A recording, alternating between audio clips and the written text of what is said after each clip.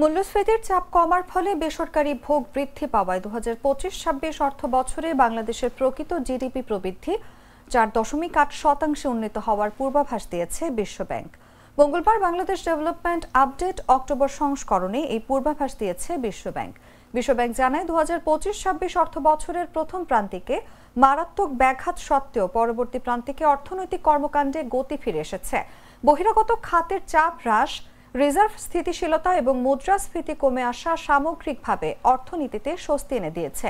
তবে চ্যালেঞ্জ এখনো রয়ে গেছে বলে জানায় সংস্থাটি। বিশ্বব্যাংক বলছে, বেসরকারি বিনিয়োগের প্রবৃদ্ধি তীব্রভাবে মন্থর, কর্মসংস্থান সৃষ্টি স্থবির এবং উচ্চ অনাদায়ী ঋণের কারণে ব্যাংকিং খাত ঝুঁকিপূর্ণ অবস্থায় রয়েছে। দুর্বল রাজস্ব আদায়ও অর্থনীতির পুনরুদ্ধার প্রক্রিয়ায় বাধা সৃষ্টি করছে। 2024-25 অর্থ বছরের তুলনায় বিনিয়োগের উন্নতি হবে বলে আশা করা হচ্ছে, তবে তা মন্থর থাকতে পারে, যা রাজনৈতিক অনিশ্চয়তা এবং ব্যাংকিং খাতে চলমান দুর্বলতা প্রতিফলিত করে। আমদানি স্বাভাবিক হওয়ার সঙ্গে সঙ্গে চলতি হিসাবের ভারসাম্য সামান্য ঘাটতিতে ফিরে যাওয়ার সম্ভাবনা রয়েছে।